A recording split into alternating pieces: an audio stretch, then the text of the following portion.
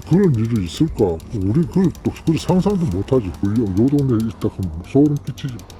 2022년 4월 16일 경남 양산시 원동면 서룡리의 한 경작지에서 안매장된 시신이 발견됐습니다. 경찰은 곧장 시신의 신원을 파악했고 그렇게 파악된 피해자는 4월 7일에 실종 신고된 50대 의사 최모 씨였습니다. 그런데 발견된 사체엔 한 가지 특이점이 있었습니다. 다른 곳은 깨끗한 데 비해 사체의 왼손 엄지손가락만 유독 빨갰던 것입니다.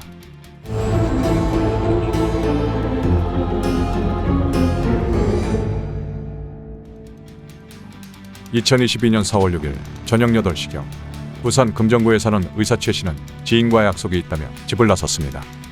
그런데 그날 이후 연락이 끊긴 채 행방불명된 최 씨. 다음 날인 4월 7일 아내는 곧장 경찰에 실종 신고를 했습니다.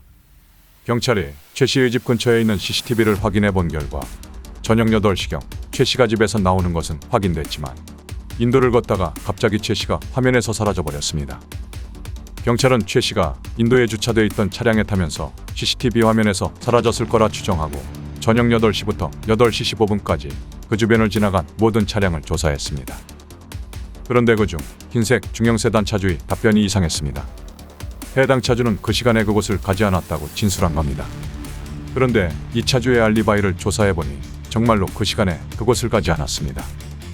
그렇다면 같은 번호판을 쓰고 있는 차량이 있다는 것인데 경찰은 최 씨가 사라진 곳에서 발견된 흰색 중형 세단의 이동 경로를 추적했습니다.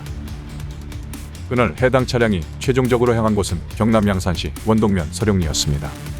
최 씨의 집과는 약 30km가 떨어진 외진 마을. 최 씨는 왜 이곳을 가게 된 걸까?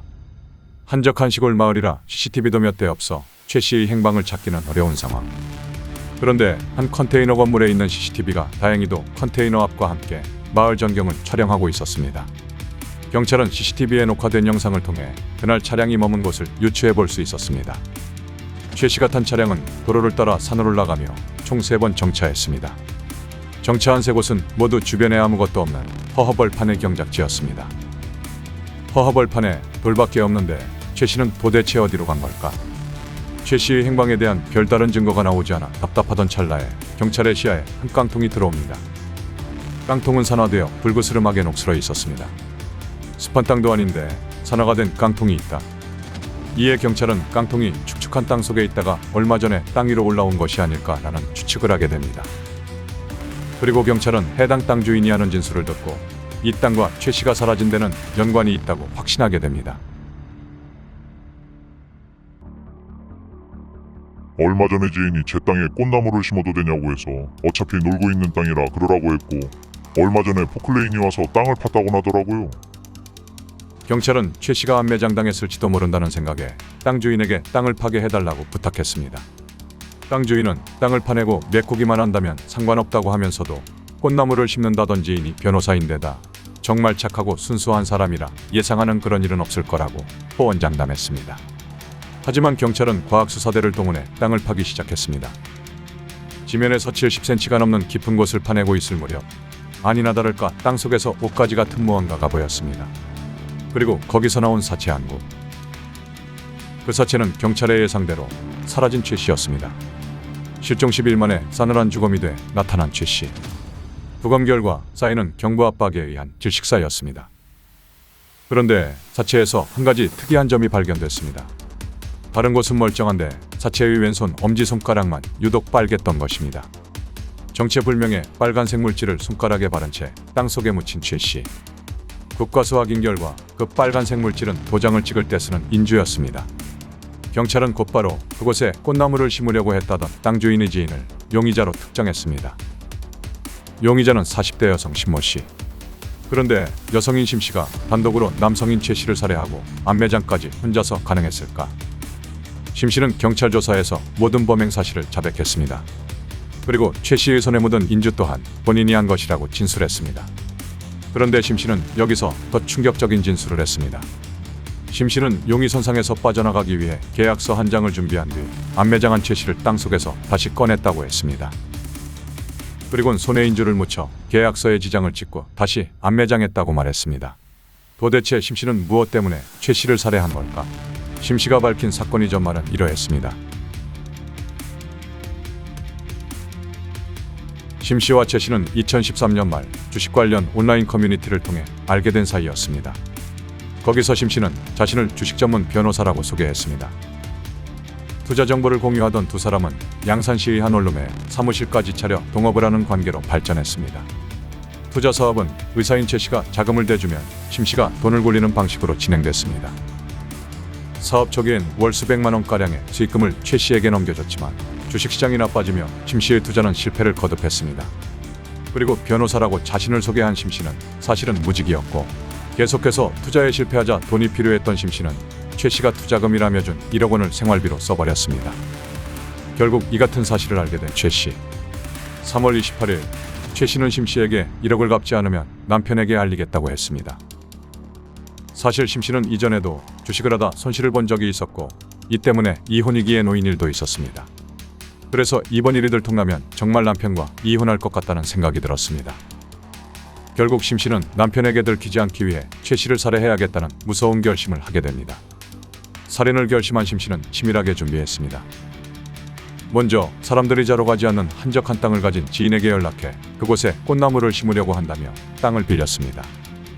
그리고 범행 3일 전인 4월 3일 오전 9시 지인의 경작지에 포클레인을 불러 가로 1m, 세로 1.2m, 깊이 1.2m의 규격으로 땅을 파달라고 했습니다. 그리고 같은 날 낮 12시 또 다른 지인에게 연락해 흰색 중형세단을 빌렸습니다. 그리고 경찰의 추적을 따돌리기 위해 프린터로 가짜 번호판을 뽑아 붙였습니다. 범행을 위한 모든 준비를 끝낸 심 씨는 최 씨를 불렀습니다. 4월 6일 범행 당일 심 씨는 부산의 모 주차장에서 최 씨를 만났습니다. 그리고 월 100만 원에서 150만 원을 줄 테니 찾아오지 말아달라며 마지막으로 최 씨를 설득했습니다. 그런데 최 씨가 이를 받아들이지 않자 심 씨는 계획대로 살인을 저지르게 됩니다. 심 씨는 뒷좌석에서 물건을 꺼내는 척을 하면서 미리 준비한 빨랫줄로 조수석에 앉아있던 최 씨를 목을 졸라 살해했습니다. 심 씨는 숨진 최 씨를 그대로 싣고 미리 땅을 파둔 양산시 야산으로 향했습니다. 그리고 조수석에서 숨진 최 씨를 구덩이에 그대로 밀어넣은 뒤 땅을 덮고 현장을 벗어났습니다. 그런데 이때 울리는 심 씨의 핸드폰. 전화를 건 사람은 숨진 최 씨의 아내였고 사라진 남편을 찾는 전화였습니다. 심 씨는 최 씨와 동업관계라는 사실 때문에 경찰 수사가 시작되면 용의선상에 오를 수도 있겠다고 생각했습니다. 이에 심 씨는 둘 사이의 동업 및 채무관계가 끝났다는 내용의 계약서를 허위로 작성했습니다. 그리고 안매장을 한 바로 다음 날 오전 9시 30분 다시 현장으로 갔습니다. 심 씨는 땅속에 묻어놓은 최 씨의 시신을 꺼내 엄지손가락에 준비한 인주를 묻혀 계약서에 지장을 찍었습니다. 그리고 다시 최 씨를 안매장했습니다. 알리바이를 위해 2번이나 최 씨를 안매장한 심 씨. 검찰은 심 씨에게 징역 28년을 구형했지만 1심에선 양형기준상으로 가장 높은 판결인 무기징역이 선고됐습니다.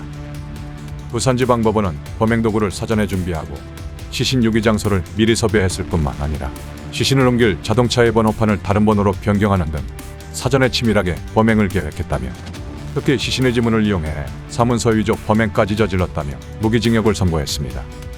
하지만 항소심에서 심 씨는 무기징역에서 징역 30년으로 감형됐습니다. 2심 재판부는 범행 동기 등이 불량해 피고인을 사회화 격리하는 엄중한 처벌이 불가피하다면서도 수법이 잔인하거나 포악하지 않고 피고인이 반성하고 있으며 처벌 전력이 없는 점, 재범 위험이 없어 보이는 점 등을 고려하면 사회와 영구격리하는 무기징역을 선고할 것은 아니다라고 양형 이유를 밝혔습니다.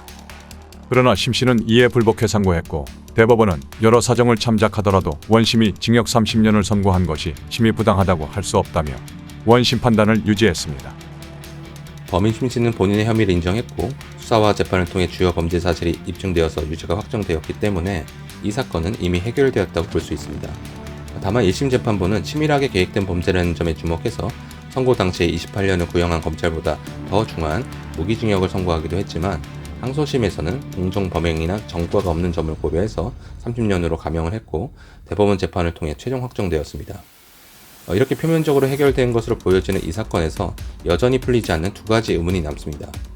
그 첫 번째는 과연 심 씨의 단독 범행인가, 즉 공범은 없는가 라는 것인데 만약 단독 범행이 아니라면 공범에 대해서 국가의 형사 책임을 묻지 못했다는 문제가 제기될 수 있습니다. 그리고 두 번째 의문은 심 씨의 과거 유사 범죄 또는 여죄는 없는가 라는 것입니다. 특히 항소심에서 감형한 이유가 바로 동종 전과 또는 여죄가 없다는 점이 반영되었다는 점에서 이는 중요한 쟁점이라고 할 수 있습니다. 따라서 심 씨의 의사 안매장 살해 혐의에 대해서는 이미 종결된 사안일 수 있으나 공범 여부나 심 씨의 여죄 여부는 별개의 사건이 될 수 있다는 점에서 이에 대한 추가적인 조사를 해볼 여지는 여전히 남아있지 않을까 생각합니다. 이혼당하지 않기 위해 서슴없이 살인을 저지르고 2번이나 최 씨를 안매장한 심 씨. 자신의 잘못을 덮고 본인의 가정을 지키기 위해 남의 가정을 파탄낸 심 씨는 교도소에서 30년간 속죄의 시간을 보내야 할 것입니다.